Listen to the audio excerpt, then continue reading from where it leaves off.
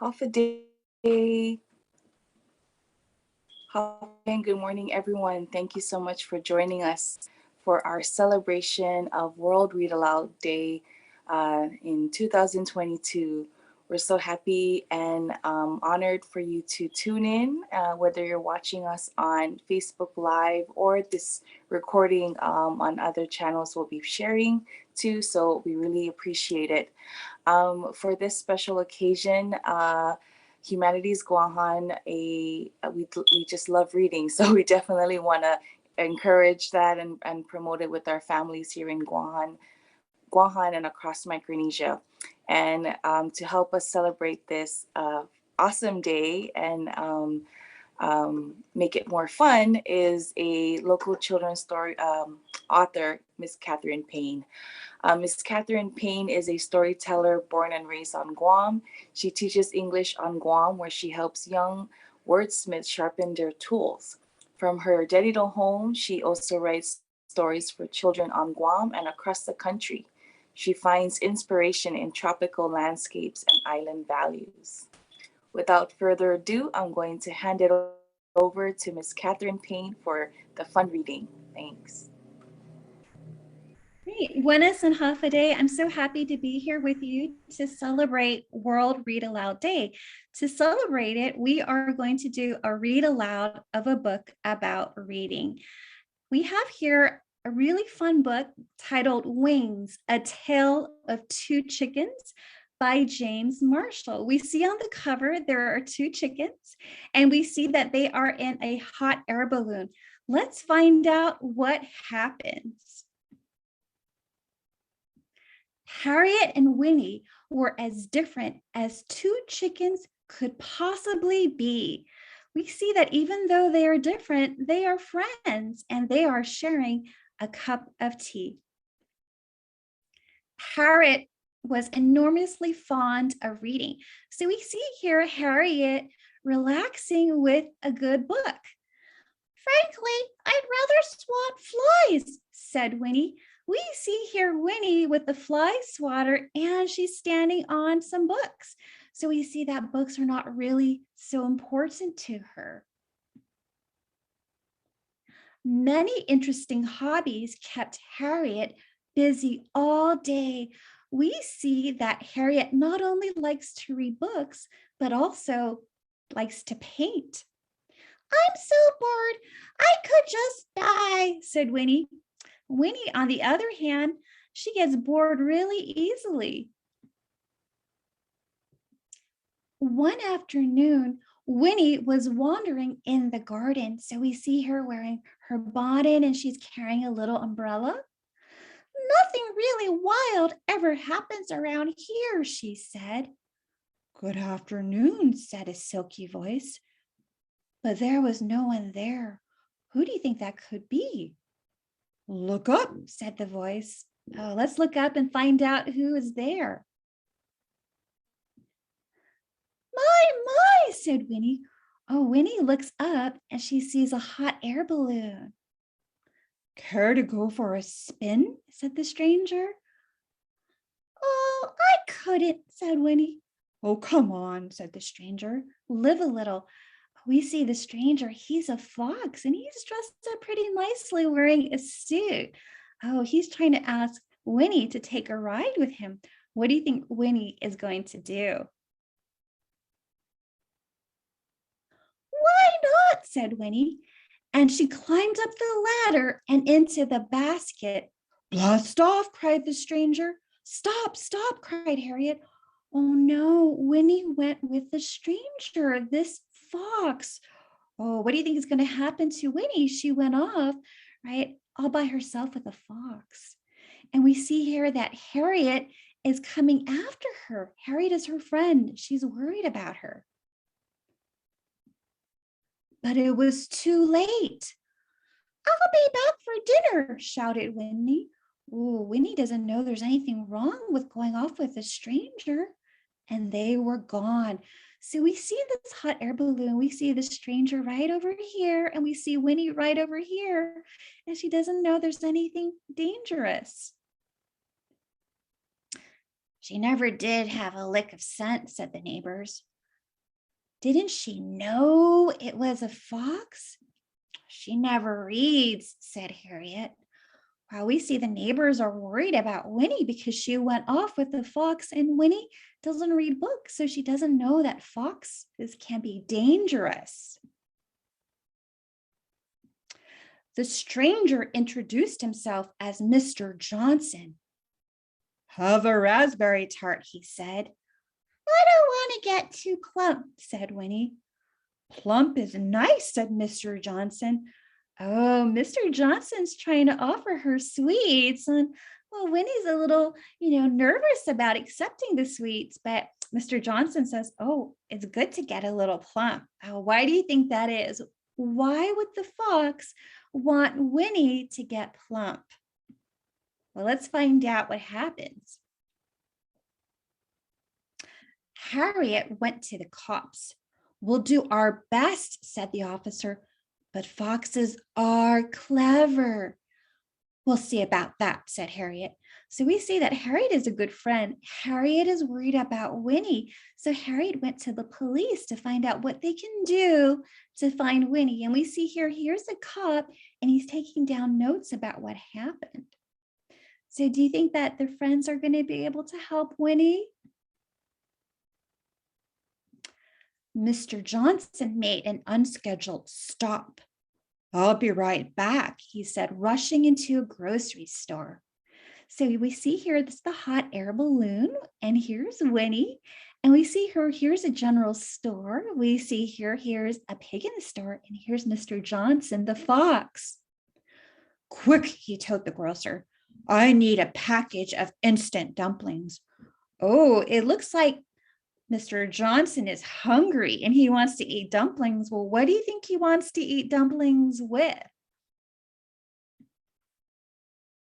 Winnie decided to make herself more comfortable. I'll just get rid of these useless old sandbags, she said. Well, sandbags, these are bags full of sand and they're used to hold down hot air balloons. So when she got rid of them, the hot air balloon went into the sky. Mr. Johnson came out just in time to see the balloon heading south. Oh, you can imagine Mr. Johnson, he wanted to keep Winnie, and now she's flying away into the sky in the hot air balloon. But Winnie was soon bored. Well, we know that Winnie gets bored pretty easily, right? Like she doesn't like to read, she doesn't like to paint. And she left the balloon at the nearest water tower. So we see the water tower right here, and we see Winnie getting out of the hot air balloon. I'll ask folks around here how to get home, she said.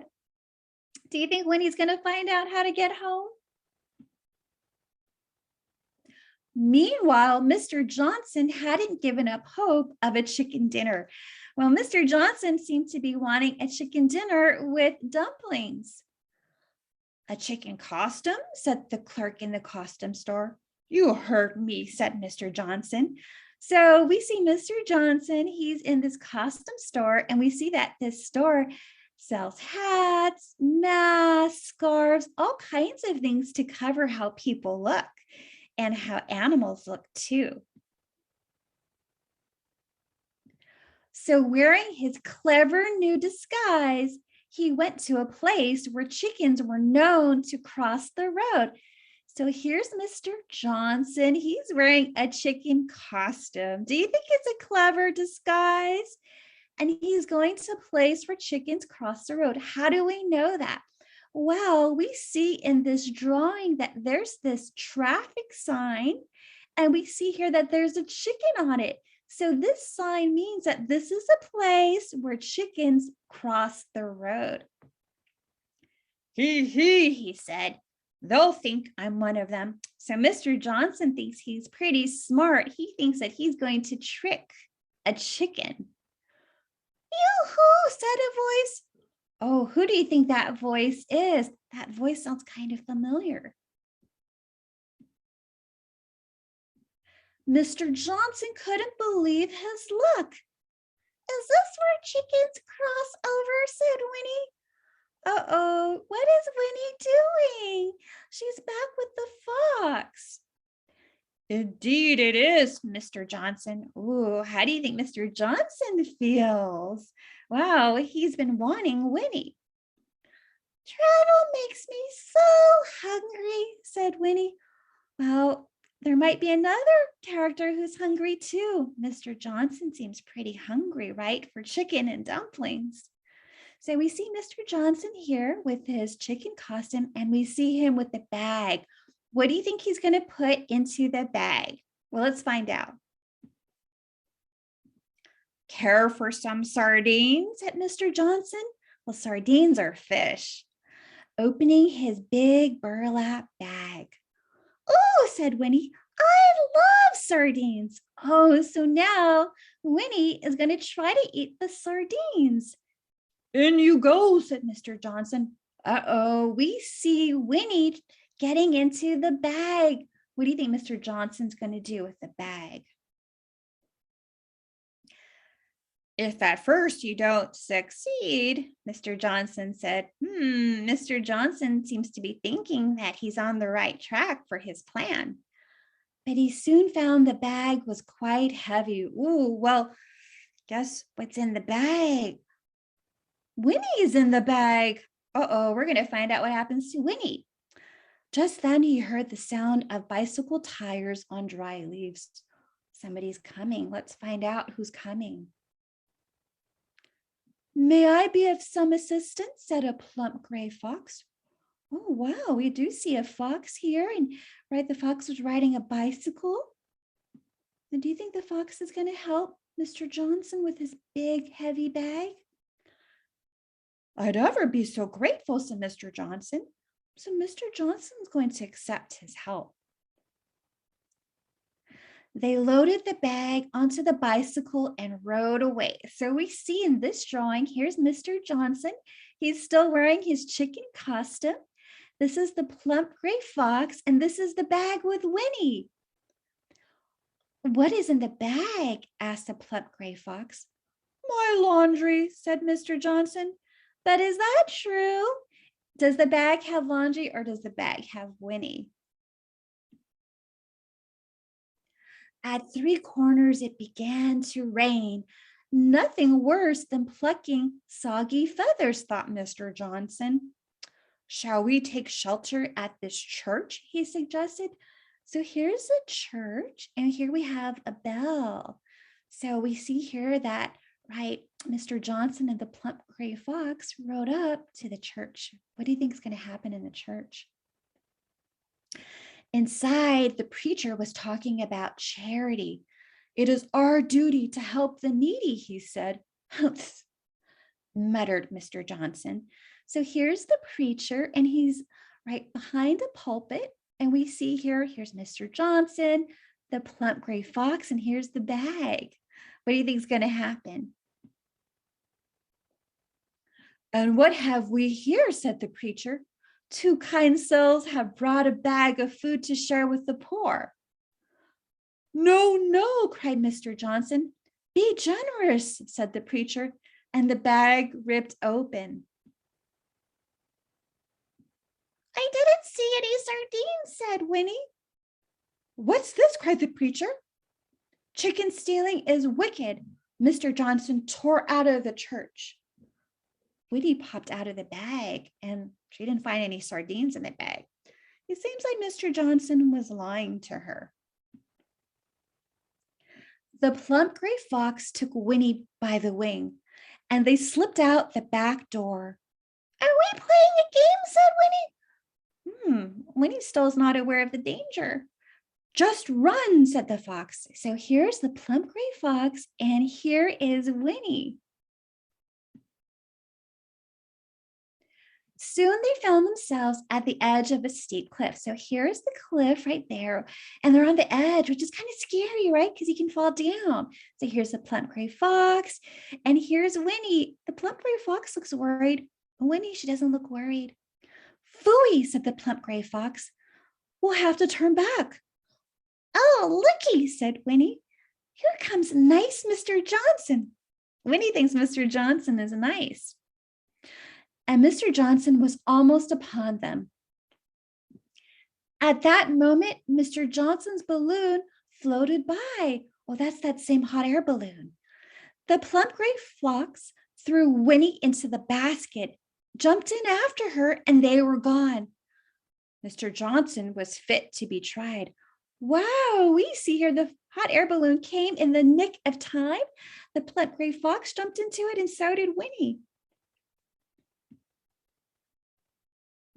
You have caused me a lot of trouble, said the plump gray fox. Now help me out of this embarrassing costume. Winnie was so surprised, she nearly fell out of the balloon. Harriet, she cried, you! It turns out that the plump gray fox was actually Harriet. She was wearing a costume, and her costume was that of a fox, just like how Mr. Johnson was wearing a costume of a chicken. So Harriet came to save her friend Winnie after all. Winnie had no idea. That evening, Harriet put Winnie to bed with a good book. Oh, my stars, cried Winnie. Mr. Johnson was a fox, and she nearly died of fright. Maybe there's hope for her yet, said Harriet. So we see here that here is Winnie, and she's going to sleep, and she's reading a book before she goes to sleep. And this is a book about foxes, and she finally learns that Mr. Johnson was a fox. He was a bit dangerous. And here is Harriet saying, maybe there's hope for her yet with reading. So that's the end of our story. And as you can see here, that the story shows the importance of reading, because reading helps us to be aware of the world around us. So now I'd like to talk a little bit more about reading. So as we mentioned earlier, today is World Read Aloud Day 2022. So I'd like to talk about bonding over books. First of all, what is World Read Aloud Day? Every year, communities around the globe celebrate the power and the beauty of reading aloud. It is an effort created by Lit World, a nonprofit organization, and sponsored by Scholastic, a media company. There are many benefits of reading aloud, just like what we did right now. It improves reading comprehension or understanding. It nurtures a love of reading. So hopefully when children hear these stories, they're going to want to read even more. It expands vocabulary or knowing words. It sparks curiosity. So children, after they hear a story, they might want to learn more about things. Like maybe you might want to learn more about chickens or foxes. It supports social emotional health because books help us to talk about our feelings, and books help us to get to know ourselves and others. It promotes bonding. So that means that it promotes relationships between teachers and students, or between parents and children, or grandparents and children. And it brings joy to children. Reading aloud is known to make children happy because it's quality time between children and teachers, librarians, parents, and other relatives. So let's make the most of reading aloud to nurture budding reading. So I want to talk about tips for children. So kids can be read to at school or at home. And I also have tips for grown-ups. Kids can be read to by teachers, parents, grandparents, older siblings, and other relatives. So here are some tips for children. 1, ask your mom or dad to read to you before bedtime. So it's really nice to read a good book before going to sleep. 2, when it is raining, find a book that takes you to a sunny place. There's so many books with sunshine. 3, when you want a break from the computer or TV, find a book that takes you on an adventure. You can go to so many places with a good book, and you can have so much fun. 4, ask about words you don't know. Maybe there was a word in the book and you don't know what it means. It's okay to ask what it means. 5, share your thoughts about a book after reading. After somebody reads a book to you, You can talk about whether you liked the book and what you liked about it. Like, did you like the story? Did you like the characters in the book? Number 6, it's great to read different books. There's so many books out there. And 7, it's also fine to read a book again and again. So say you have a favorite book, it's okay to read it more than once. In fact, I read books several times because books have different layers of meaning. Now I'd like to go over tips for grown-ups. Number 1, keep a stack of books at home. It's always handy to have books ready.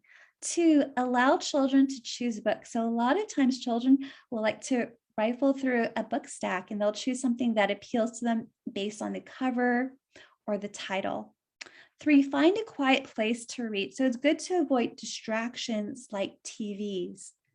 4, when you show children a book for the first time, ask if they can guess what will happen. So you can hold up a book and you can ask children if they can guess or predict what will happen based on the title and on the cover image.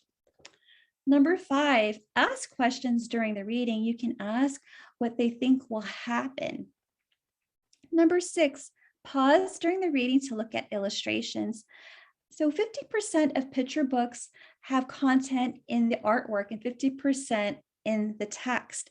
So it's really good to spend time not only reading the text, but also looking at the pictures, because the pictures also reinforce the themes in the story, and the pictures also reinforce the character development.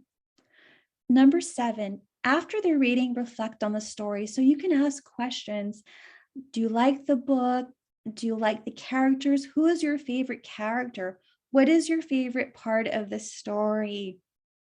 And you can establish a reading routine. So you can establish a habit where you read a good book before bedtime, or you can have a reading routine during the weekend. So say like every Saturday morning, you can read a book after breakfast.